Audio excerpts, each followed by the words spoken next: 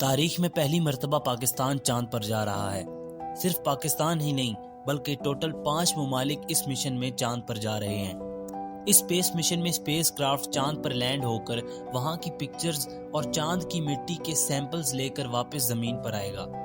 کچھ عرصہ پہلے انڈیا نے بھی اسی مقصد کے لیے اپنا اسپیس کرافٹ چاند پر بھیجا تھا، لیکن وہ فیل کیوں ہو گیا اور آخر کیا وجہ تھی، یہ سب جانیں گے آپ ہماری آج کی اس ویڈیو میں۔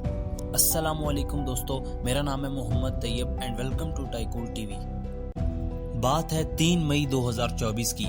چائنا کا ایک اسپیس کرافٹ جس کا نام ہے الانگ مارچ 5 چاند پر جانے کے لیے روانہ ہوتا ہے۔ چائنا پہلے بھی کافی لیونر مشنز کر چکا ہے۔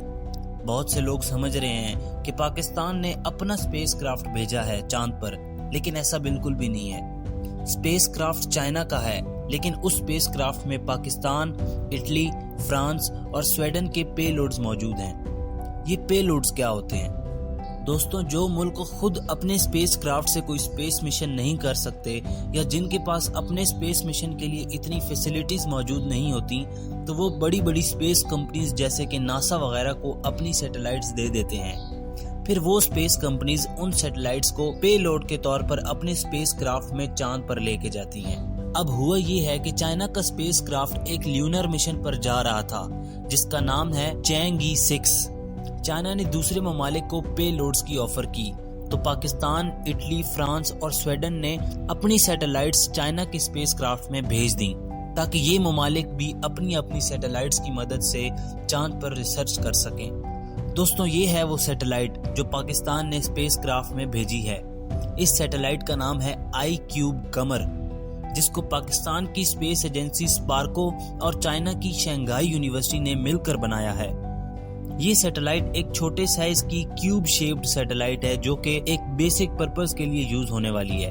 اس سیٹلائٹ کو بنانے میں تقریباً 2 سال کی محنت لگی ہے، جس کا وزن صرف اور صرف 7 کلو گرام ہے، اور اس کے اندر 2 کیمراز لگے ہیں جو چاند کی سرفیس کی تصویریں لیں گے۔ اس لیونر مشن میں اسپیس کرافٹ چاند کی اس سائڈ پر جا کر لینڈ ہوگا جو ہم زمین سے نہیں دیکھ سکتے، یعنی کہ ایک سائڈ تو وہ ہے جو ہمیں زمین سے نظر آتی ہے، لیکن ایک سائڈ وہ ہے جو چاند کی دوسری طرف ہے اور اس کو فار سائڈ آف دا مون کہتے ہیں۔ سائنٹسٹ اور اسپیس ایجنسیز چاند کے اس حصے کو اسٹڈی کرنا چاہتے ہیں، کیونکہ چاند کا وہ حصہ بالکل مختلف ہے اور اسی جگہ پر پانی یا برف ملنے کے چانسز ہو سکتے ہیں۔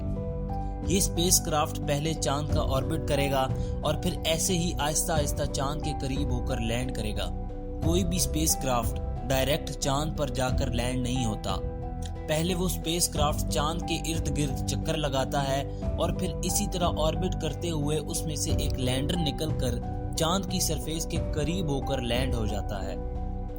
چائنا کا اسپیس کرافٹ چاند پر لینڈ ہو کر ڈرلنگ کر کے چاند کے پتھر اور مٹی کے سیمپلز کلیکٹ کرے گا، اور سیٹلائٹس وغیرہ جن میں کیمراز لگے ہوئے ہیں وہ چاند کی سرفیس اور ادھر ادھر کی پکچرز کیپچر کریں گے تاکہ پاکستان اور چائنا چاند پر ریسرچ کر سکیں۔ یہ سارا پروسیس تقریباً 2 سے 3 مہینوں کا ہے۔ اس کے بعد اسپیس کرافٹ دوبارہ زمین پر آ جائے گا جس میں چاند کی سرفیس کے سیمپلز بھی موجود ہوں گے۔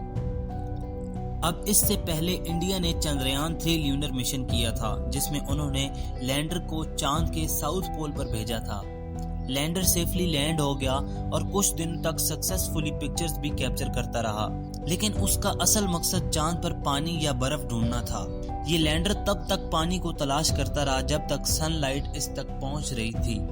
جیسے جیسے مون ٹرن ہوتا گیا، سن لائٹ آنا رک گئی اور اس پوائنٹ پر مون کا ٹیمپریچر -180 ڈگری تک پہنچ گیا، اور اتنے ایکسٹریم کولڈ ٹیمپریچر کے لیے اس مشن کو نہیں بنایا گیا تھا۔ جب سن لائٹ بلاک ہوئی تو ٹیمپریچر گر گیا اور لینڈر اور دوسری ڈیوائسز کو سلیپ موڈ میں لگا دیا گیا، اور پھر جب اس کو دوبارہ سے ری بوٹ کیا گیا تو وہ ایکٹیویٹ نہ ہوا، کیونکہ اتنے کولڈ ٹیمپریچر میں اس کی بیٹریز اور ایکوپمنٹس ڈیمیج ہو چکے تھے۔ یہی وجہ تھی کہ چندریان 3 کا مشن فیل ہو گیا تھا۔ اب ہمارا یہ اسپیس مشن کامیاب ہوگا یا نہیں، کمنٹ سیکشن میں ضرور بتائیے گا۔ اگر آج کی یہ ویڈیو آپ کو پسند آئی ہو تو ٹائکول ٹی وی کو ضرور سبسکرائب کر دیجیے گا اور ساتھ دیے گئے بیل آئیکن کو ضرور دبا دیجیے گا تاکہ ہماری آنے والی نئی ویڈیوز کا نوٹیفیکیشن آپ کو مل سکے۔ اللہ حافظ۔